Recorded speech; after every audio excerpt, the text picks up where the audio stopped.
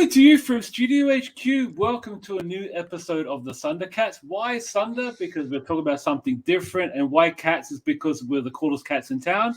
I am Dodgy in the mix, mixing up with Rabbit. What's happening, Rabbit? How's it going, everybody? Welcome back. Well, thank you. And we've got a special guest with us, a guest host with us today, Dan Mambiella. You might remember him from Thinking the Extra we did a few days back. Welcome, Dan. Thanks for joining us.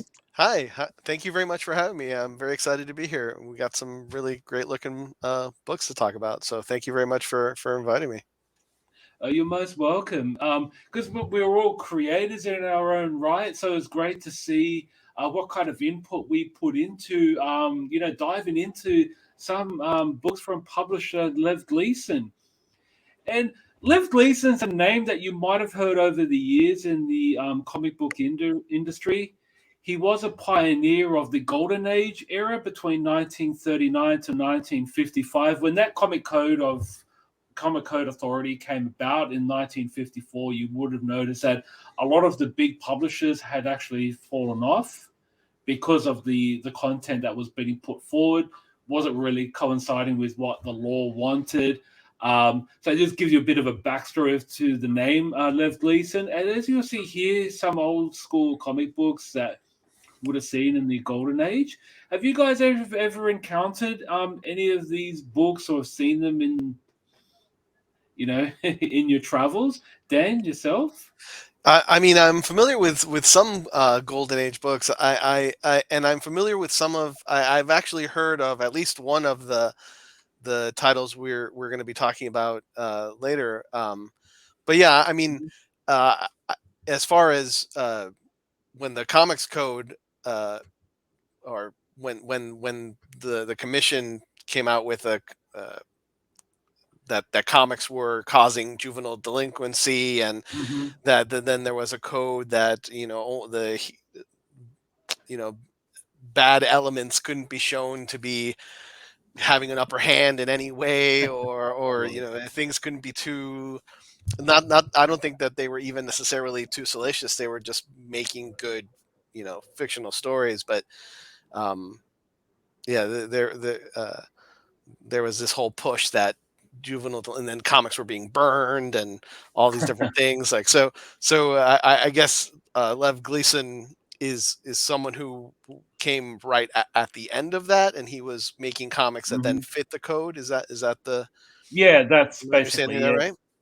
So so then there were a lot of monster comics and crime comics and things like that, where then it was not nothing that could be construed as something that was superheroes were bad for for children, or teaching them to be too rebellious, or whatever. So yeah, definitely. And you, Rabbit, did you ever encounter any of these books over your travels? Or I've flipped through many of books, and I've seen a few. I've seen one or two, but I haven't really ever owned any. And some of these same. were really mainstay books, but just kind of overlooked by most. Yeah. I mean, Daredevil's been touched on because it is available via the public domain. You might have seen it through Dynamite. It's even released recently an issue of Daredevil. This Daredevil, mind you, not the Marvel-owned Daredevil. But yeah, and the fact that these two characters can coincide without any law or any any court battles, there's been nothing like that, because again, this character has been around a lot longer than Daredevil, the Man Without Fear. Yeah. Well, we're going to move on and just talk about the website. So Lev Gleason used to be Chapter House. Now it's moved into Lev Gleason Comic House, which has a lot of these characters, especially from Canada, jumping on board. So have you guys checked out the website at all for levgleason.com? I've briefly touched through it, and it really was decently put together. I mean, I wouldn't say that it was very complex like most of the ones that you see nowadays, but it was nicely put together, I would say. I agree. Yeah, I agree. It was it's very straightforward. It is a really nice catalog of books, and that's pretty much the the thing you see first, and what it's all about is a nice straightforward catalog of some really well put together books. Yeah, definitely. And they are going to have more of the Golden Age titles. Not so much what they were like back in the Golden Age, but in a modern take here, we've got Lev Gleason's Presents. So it's like an anthology, almost like your original Dark Horse Presents or even 2000 AD, where they have a collection of titles for, I guess, for first-time readers or people who just want to dive in and have like a taste test of what's to be shown. So see here, two of the books we're going to be talking about, or particular one. So Freelance, we're going to be talking about later. Canuck Beyond, that looks more like an Old Man Logan or the Last Ronin type of story. And then we see Daredevil as one of the stories in this particular issue. So these are coming soon through Lev Gleason. They have gone through some, how can I say, transitional mode from Chapter House to Lev Gleason production, so that there will be changes and it will be more fluid moving forward into the future.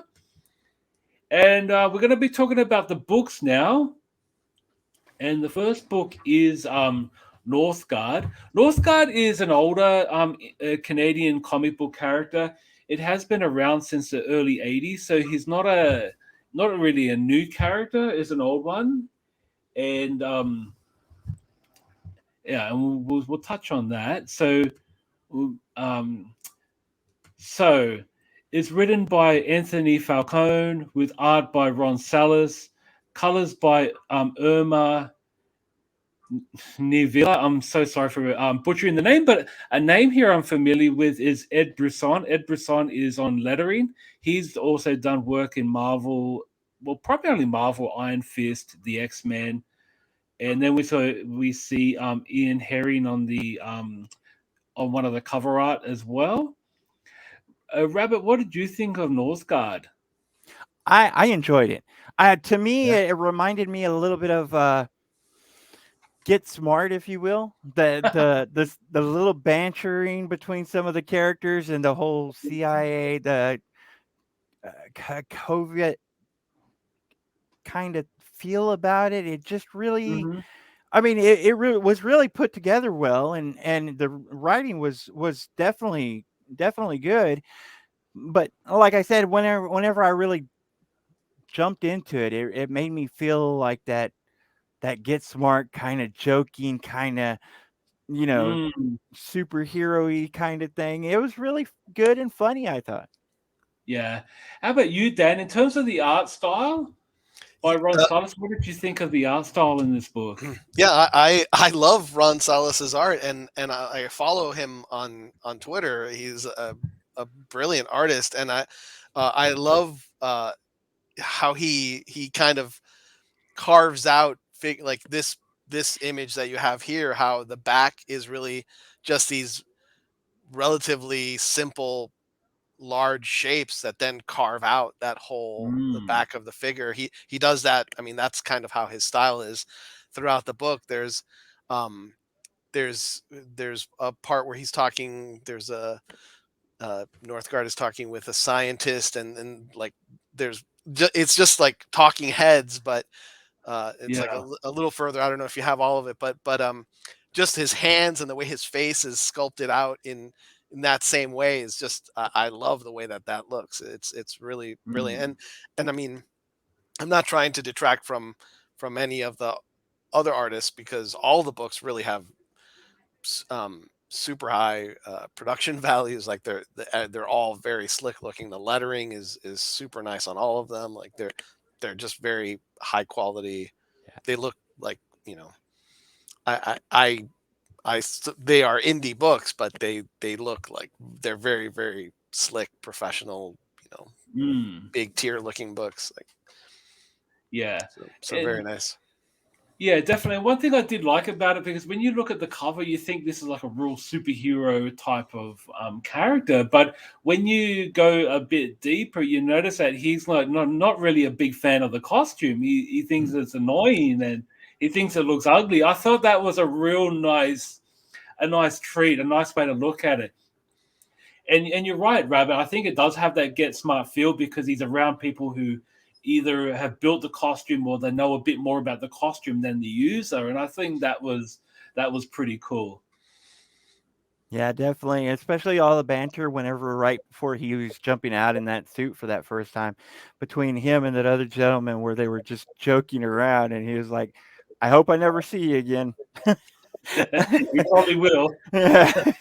They said, and the other, I think the other one says something like, "Oh, you'd be surprised how many times I hear that." Or Right. yeah. So Yeah. it's written very sharp. It's very nicely done. Yeah. Yeah. Yeah, and another thing I really appreciate about the character is his hairline. I thought that was kind of Yeah. like, Yeah. Yeah. I really I appreciate appreciate that. that. Yeah. Yeah, Let's no, normalize receding hairlines There you on go. leading yeah. man. All for it. And that's the thing. And that can kind of set him apart when you look at him and other characters is his Yeah. hairline, and I thought that was really cool. I was like a bit like thrown at first, but then like I'm looking at it thinking, well, that's more realistic in the marketplace. You can't have everyone with like beautiful hair. Yeah. I mean, as much as we all love to have beautiful hair, it's just like it's not a reality, really. You know? Well, yeah. It's the first thing you get with the X gene is really, Yeah. really good hair. Exactly. But no, I really dug that, and the fact that he kind of has that.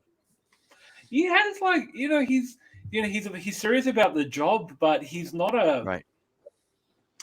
not a very outspoken person. I don't know, maybe I'm wording it wrong, but it's almost like he's got a bit of a chip on his shoulder, and things need to be said, and he'll go out and say it, and I really appreciate that. And even the banter against the villains he's fighting as Yeah. well was kind of good. Yeah. Yeah. Like And- even the huge guys, like, I think you talk too much. And yeah, like I said, it really was that kind of sharp, witty, fun play kind of words. And the great thing about it was the story was put together very well.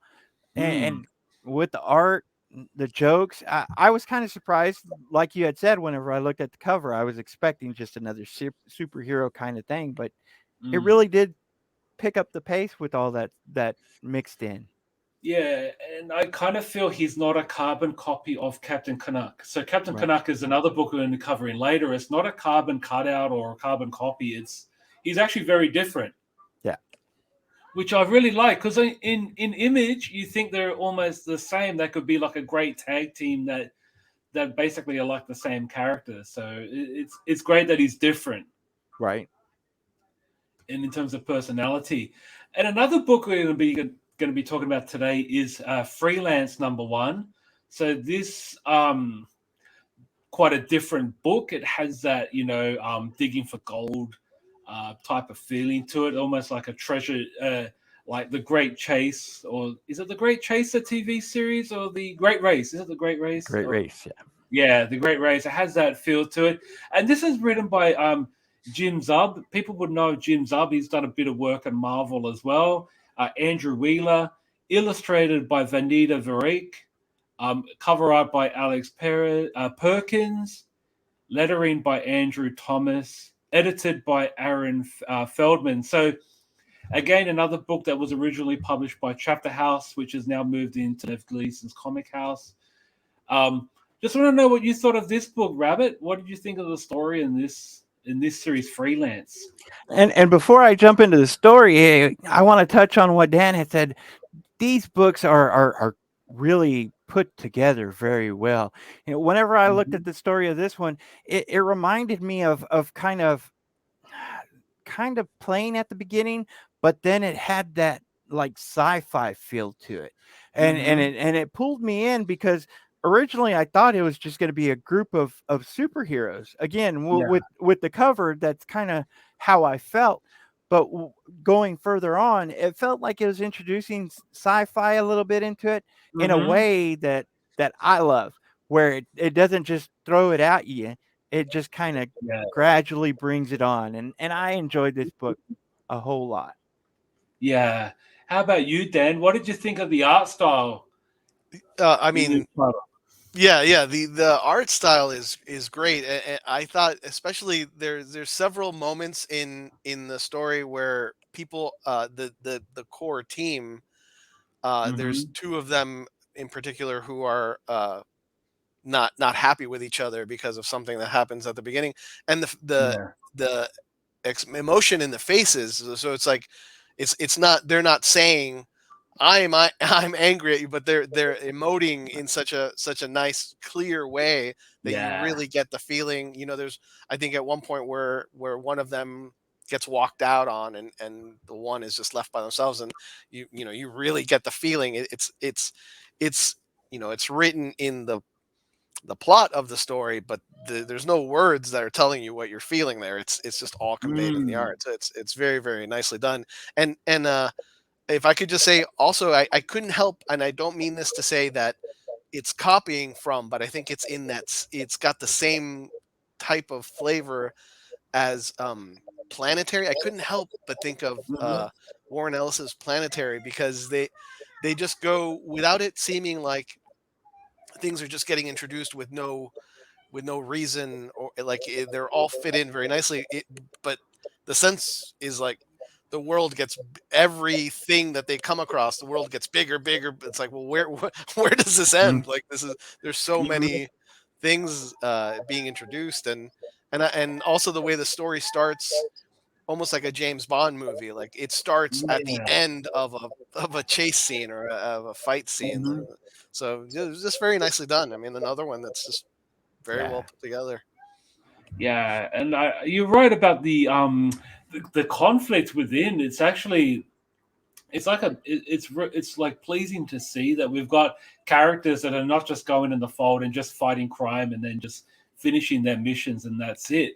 They have that animosity towards each other, kind of going their separate ways. But but if push comes to shove, they're going to find themselves coming back together again. And I really like that because it's almost like a kind of like talking about the title freelance. It means like these guys are not really they're not really contracted bound. They're basically going because obviously there's a prize at the end of every mission, I Right. guess. I don't know. I really enjoyed it. I actually Yeah. really enjoyed this a lot. And you're right about the art. Like the art does change almost page by page. Almost looks like a completely different artist in some ways. Right? If And you the Yeah. go art from the previous art page to was the art was so beautiful, especially to me on that like backdrop story where they flash back a little bit, and it oh was yeah. on that same page with those two different kind of styles right there. Oh, it was it really, like I said, really Yeah, put that's together well. gorgeous. Hmm. Yeah. Yeah. It's And the very, very coloring oh is yeah. I mean, and the lettering in all the books was great. That's Yeah. something that, you know, a lot of times I mean, I'm totally guilty of it in my books, where the lettering is like, oh, he's still figuring out how that lettering works sometimes. Sometimes it looks a Hmm. little better than other times, and this all Yeah. just looks super sharp, throughout it. It's Right. very Yeah. No, definitely one to check out. I honestly, I thought, oh, it might be just a very pedestrian book, but it's not. It's definitely not. It's actually a book that you'll really enjoy. Yeah. For that reason, if you like something a bit of adventure, almost has that. Just trying to think of the character's name. It almost has a Danger Girl feel to it as well. Yeah. Going out and picking it, finding gold and things like that. And we're going to move on to the next story now, and that is Phantoma. I really like this cover. Written by Ray Fawkes, art by Sue Lee, lettering by Andrew Thomas, um, edited by Aaron Feldman. Um, I mean, seriously, Rabbit, what did you think of Phantoma? I thought it was great. I mean, if anything that I would say negative about it, you really didn't see that character that was on the cover that much, and I Mm, wanted more of that. But the story, yes. starting off from the way that it does, where it kind of just slowly pulls you in, and then Mhm. gives you that backstory of her and her children, and then just kind of explodes from there. It was to me, this was the one that was put together the best story wise. Mm-hmm. And like I said, if anything, I just wanted more of that main character, because I felt like I was pulled in so much and didn't exactly know what that main character was, but I did get that backstory that was amazing, and that's what I loved about this book. Yeah, and then I'd love to hear your input about the art style, because I guess this style is very scratchy or very sketchy. What did you think of the art? Yeah. I think is the artist. His name is Sue Lee. I love this art. It reminded me very much of like a 90s Vertigo mystery book where the art style Mm, was very like gestural, and there was very energetic, but and not like 90s superhero Right. scratchy, but I don't know how to describe it other than it was like mystery book, like very gestural, scratchy, heavy blacks. So yeah. I mean, I think it fit the tone of the character, perfectly. So also very emotive faces. Like I just, you could. There's a lot of a lot being conveyed in the art, which they're hitting the nail on the head. That's the synergy of comics, when you're not reading a story where the prose is telling you everything. You're Yeah. picking up emotion Hmm. from the two coming together. So yeah, I thought this was great. And then it looks like it's I don't believe it says it, but it looks like it's got some like that uh, uh, ghost story or myth or legend of La Llorona is Mhm. is mixed in Yeah. there. So yeah, very Yeah. interesting. It reminded me, it's kind of like a dead man type character, or Ghost Rider type Mm. character, where something bad happens to the main character, but then some other supernatural force says, okay, well, now I'm going to use you to do to do what I want for justice, or that kind of a thing. Yeah, my take on that was almost like a female version of the Crow. Right. Yeah, That's what yeah, I there you Right. thought go. about it. Mhm. Yeah, and I think that's going exactly what you in the line of what you were saying, Dan. Is like, Yeah, and I do like the fact that I understand, Rabbit. You wanted to see more of the the main cover Yeah. in the book, but again, like we do get a taste of it. Mhm.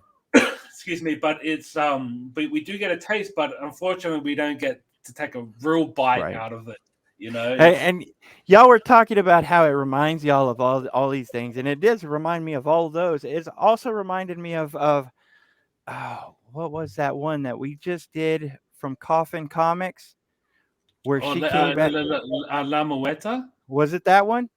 Yeah, Yeah, that's kind of what it reminded me of. Yeah, but and yeah, whenever really y'all were nicely done. talking about the art, it's so beautiful whenever you match the art with the story, and that's exactly what I felt this did, just spot on. Yeah, yeah, it definitely. really is a complimentary piece. We don't need to have like a David Finch or a Todd McFarlane drawing this. We need someone who can tell a story, and I think that's what we get. We've got an artist who's able to convey the story. It's very dark, very gloomy. It's a lot of And it's kind of atmosphere what, there. Yeah, yeah, Yeah. you're right. A lot of yeah, atmosphere, and yeah. it really brings it to life. So, I mean, this is another surprise.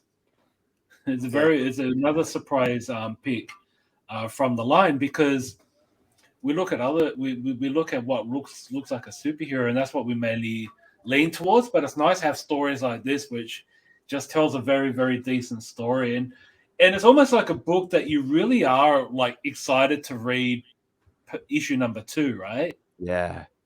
Yeah. Yep. Yeah, but again, we only get a little taste of Phantom, but definitely, but Yeah, neat definitely, you're design. right. It's such a neat design. You definitely want to see more Yeah. of that character. Yes, exactly. And it's kind of nice too that she's not introduced at the end, like on the last page, which a lot of Yeah. comic books do. I think she's on like the third or the fourth Yeah. last page, so it's nice that she's not the last thing you see in the book. So it's kind of cool.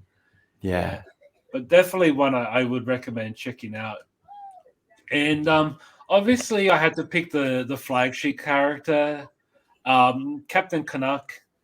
I had the very pleasure of interviewing the creator just recently, um, and like when I saw this was actually a free comic book day exclusive book. This cover here, And it was nice that I was able to pick this up and be like, wow, this is actually amazing. So it's the cover, or the artist is gosh, I'm trying to to pronounce his name, but first name is Kalman Andrzejowski, and there's a backstory as well, and I want to touch on the backstory as well, because it's two parts. So the first part is the modern costume, and the backstory is the vintage costume. And the vintage writer is Ed Brisson, who's also worked on X-Men. Marcus Toe has also worked on X-Men. So we've got some creators here that actually went on to the big two after Captain Canuck. So let me just show you the art from so this art here I was just showing you a moment ago is actually from the modern one. But this is the art from the vintage Captain Canuck story. Did you guys check out the vintage story as well as the modern one? Yeah. Yeah. What did you think of the vintage story? I liked it. It was definitely different.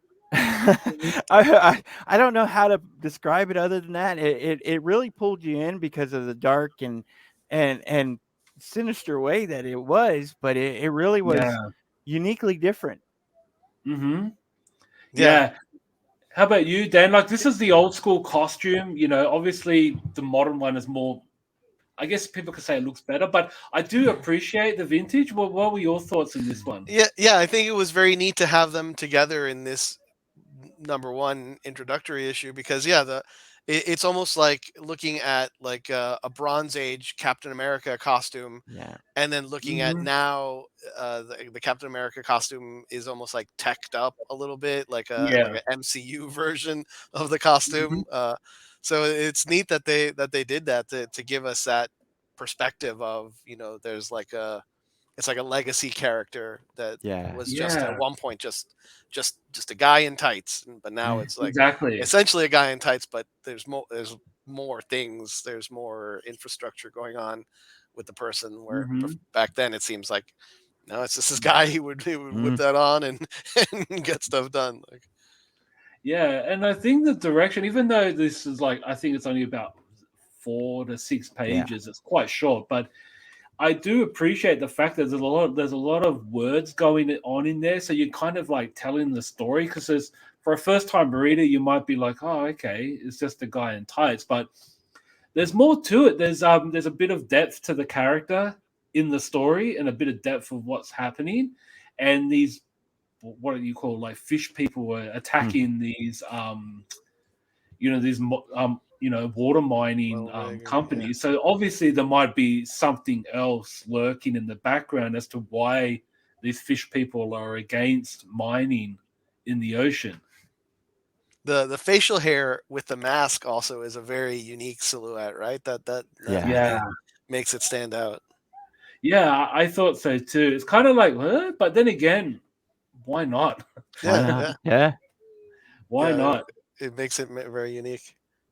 Yeah, definitely. All right, so we're going to move into the modern story. And what did you guys think of the actual the modern take of the character? You know, obviously you mentioned before, Dan, he's got the MCU costume, but I just want to ask Rabbit, what did you think of this action-packed story? Well, it definitely gave you a good read. I mean, there was a lot of words in this one. It really is put together well, and just like all of these books were put together well in every aspect.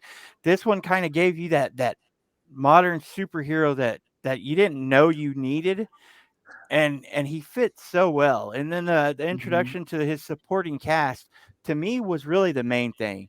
You know, because you had the person on the headphone that he was talking to, and then he talks about, his brother, and then bad guys and the zombies, and it really was just this world all of its own, and it just hits you. It's so good. Yeah. They really do a great job with I mean, to talk about the art first, congratulations, Kalman and Drozdowski, because you are killing it. You Yeah. did both of those.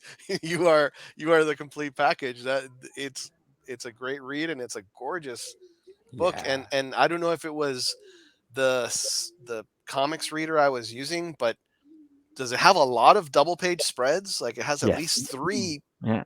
very, very intricate, detailed.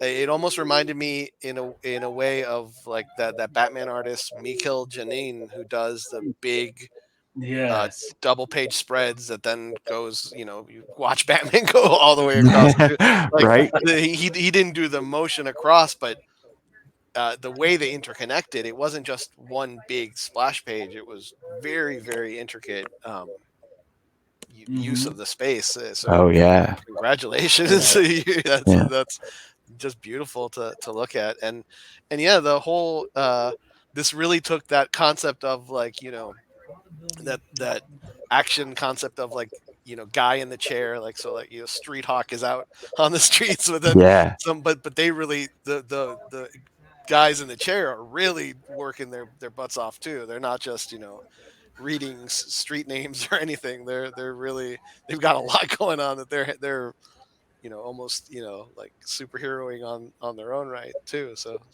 very, very nicely done. Yeah, and I heard that Kalman actually put this all together and actually presented to Richard first to see if he'd like it. Wow. Richard was like, "Well, I mean, I've got no complaints." Yeah, it was great art. I mean, whenever you're talking about those spreads, most people don't even attempt to do something like that because it is so grand. And whenever you're doing that many spreads in a book, most people feel cheated. But like I said, this feels like an entire world that was given to you, and in a way that's very acceptable. It was a great read, beautiful art. It's just from A to Z, just put together well. The courage to do multiples of those intricate, I think any creator, if they pulled one of those off, they'd be like, okay, keep going. No, don't try another one. Like, that's it's it. like how many flaming hoops did he jump through that made it perfectly like that? So just excellent. Like those were really lovely to look at. Yeah, and like he doesn't really have like a set villain, but it's great to have like all these like lackeys that are kind of powerful that he had to take care of in order to get from, you mentioned, A to Z or A to Z to actually go through that battleground. But it was fun. It was and this was the kind of book that kind of like brought me into this world. I'm like, damn, I'm really digging this Captain Canuck character, and I was wanting to read more. And then you've got characters like Quebec.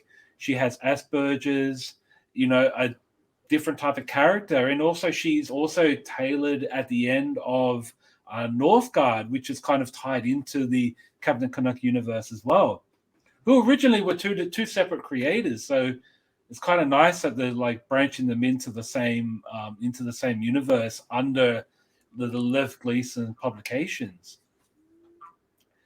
But but definitely interesting. I do like the fact that the brother is a villain, so we have that Thor and Loki type of relationship there.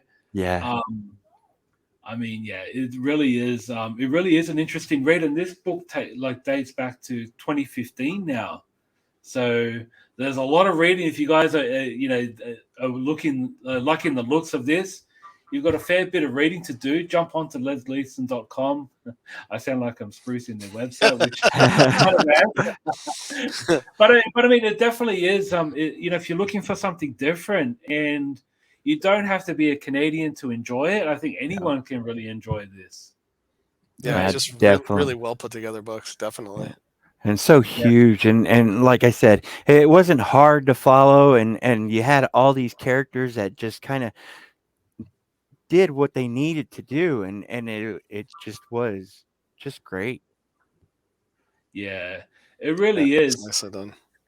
Yeah, and I think one of the things with the Lev Gleason books, also Chapter House, who it was originally under, was the fact that if you pick up a book, if you turn the first page, you're given a little synopsis of what's happening and who each person is, and I really like that about comic books. Because I mean, who's read a book from like 20 years ago? You pick it up and you find yourself thrown into a smack bang in the middle of an episode of a drama series and not knowing who anyone is, or you know what I mean? Like, everyone, it's a smart move. Any book can be someone's first, and I think that's the way they treat it here in Lev Gleason. So, Rabbit, I want to go around the board. So, Rabbit, what was the highlight of reading these Lev Gleason books? You know, I got to say that, like, from start to finish, it was very well put together on each of these books. I'm going to mispronounce the name. Phantoma, I think. Yeah, but that story and then that art that was put together was amazing. I thought whenever you had all these great books, it's kind of hard to choose, which one was the one that you liked reading the most. But that's because they were all. I mean, it didn't look like they had any issues with anything. Yeah, and how about you, Dan? Which was your standout? I I have to say, like I said, they're all top tier, beautiful books. But the one that when I opened it and saw the art, I literally said, like, I got a Ron Salas comic for free to read. That's awesome. So I mean, I just adore the way he does things.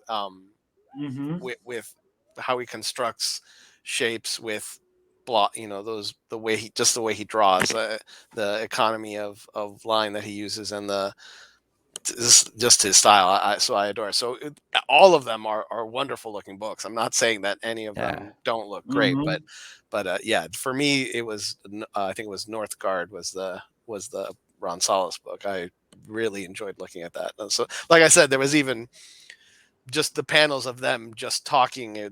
There was just a conversation panel, and I was like, how did he do this? Let me look at how he did this. Like, it's so nicely done. So that was definitely my favorite. It's really hard to choose because they all had their own strengths. I thought. I think for storyboarding, I think I liked Freelance a lot, but when it came to art, I think. I don't know. I'm kind of steering towards Phantoma. So Phantoma, I thought was pretty cool. But when it came to in your face action, like binge watching an action series, I think Captain Canuck did it for me. Yeah. But the thing I did like about Northgard was just the dialogue, that dialogue and the way the character looked.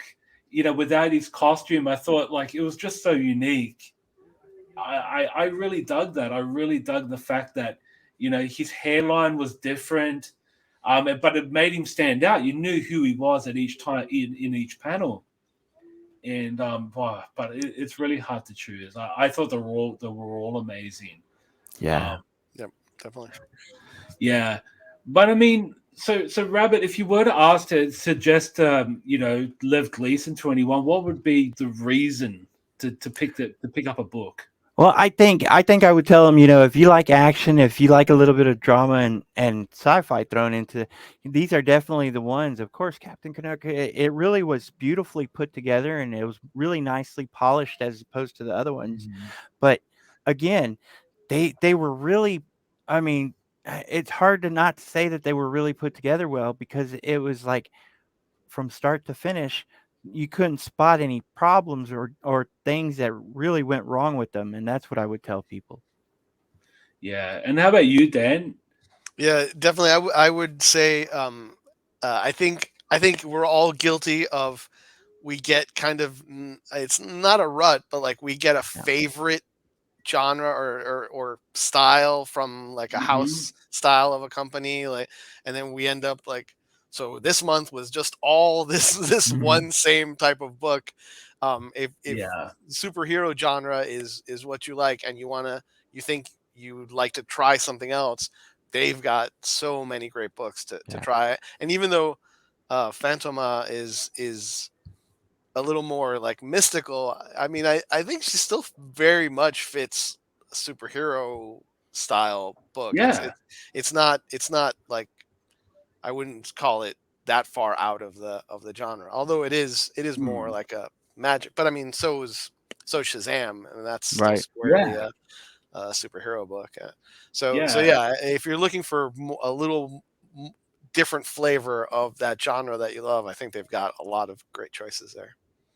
Yeah, I think so too. You're right about Phantom, because I mean, if you're a fan of Shadow Man, if you're a fan of Ghost Rider, I think it will fit fairly well Dead into Man, that. Crow. Yeah, Dead Man Crow.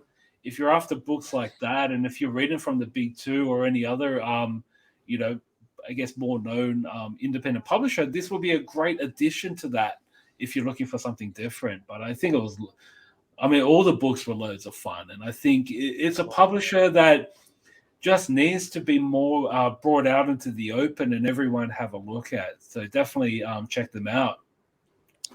They're doing some amazing work there with Lev Gleason Publications. Any final thoughts? The only thing I could say, I mean, pick up what books you like. If you're looking for these books, I mean, they're very well cleaned up, very nice. Story's great. You can't really miss out if you pick any one of them. They definitely have their own twists on everything, and just take a chance on something new, and you'll find beautiful work like this. Yeah, definitely. Well said, Rabbit. How about you, Dan? Yeah, I would agree. They're very robust. You're not, if the concern is, oh, but is it just like starting out kind of a thing, and they don't know how, even the creators don't know how they're huge, vast worlds ready to go. It's just great, a great product. So definitely check it out. Great. Just want to say thank you to you, Dan, for joining us for an episode of Sunder Thanks for Katz. having me. But where can people find you? Well, I'm of course on Twitter. At Hal Roth is my tag, and my book, my crowdfunding campaign goes live May 10th at zoop.gg. So Nice. Type that into your URL and check it out, please. No worries, we'll do. Well, thank you everyone for joining us for Sunder Katz. Please click like and subscribe to get more from Comic Crusaders. Also go to comiccrusaders.shop. On behalf of myself, Rabbit, and Dan the Man, thank you for joining us, and see you all next time.